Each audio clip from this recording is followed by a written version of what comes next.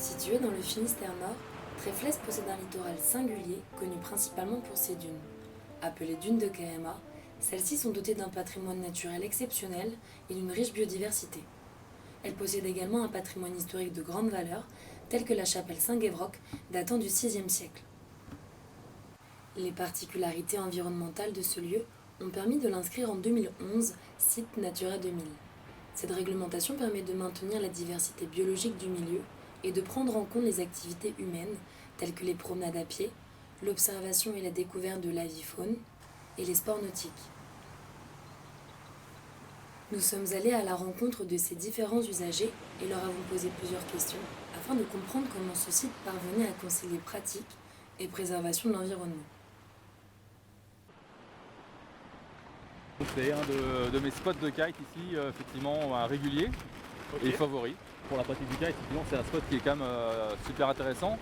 C'était la température, mais c'est un spot qui est habituellement très fréquenté. Parfaitement bien. Ah ouais? Sans aucun souci, ouais. D'accord, très bien. C'est des sports qui cohabitent très bien ensemble.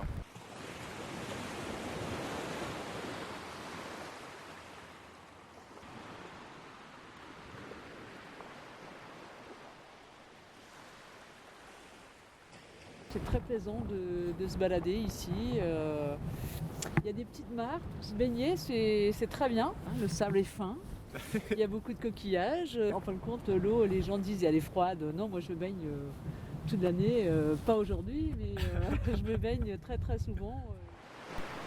Étant donné la taille et la faible profondeur de la baie de Boulevin, lors des basses mers, l'estran se découvre sur plusieurs kilomètres, devenant un terrain de jeu idéal pour la pêche à pied. Vous voyez la bête? À peu près un peu plus de 30 cm de longueur. La baie de Goulevin, parce que là-bas c'est un site protégé, Natura 2000. Donc normalement il ne doit pas y avoir de pêcheurs dans la baie. Dans le secteur ici, précisément, il n'y a pas d'interdiction plus que ça pour ces pratiques de sport nautique. C'est vrai que non, pas trop, je vous avoue. Pourtant, je trouve ça magnifique à voir et c'est vrai que souvent je suis allé me promener au fond de la baie là-bas où on peut vraiment les observer, c'est super sympa, mais sans rien y connaître, juste parce que c'est joli. Voilà.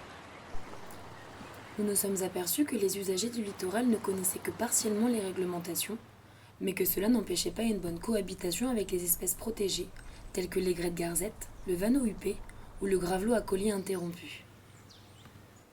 En effet, selon Natura 2000, la zone de quiétude pour les oiseaux est respectée, notamment avec l'aménagement de ganivelles côté dune et le respect des usagers côté mer. Afin de conserver les habitats et les espèces d'intérêt communautaire, menacées par le piétinement à proximité des plages et des chemins de randonnée, des mesures existent comme la canalisation du public et la sensibilisation aux problèmes environnementaux. Le jeu ludique, à la recherche de Rorgose, la pierre à paysage, créé par la Maison des Dunes, permet aux visiteurs via des coffres secrets de découvrir l'histoire et la biodiversité du site. Si certaines activités ou pratiques se réduisent ou disparaissent, d'autres se créent et évoluent. Une gestion adaptée permet alors de concilier usage et protection, sans pour autant faire de ce site un sanctuaire.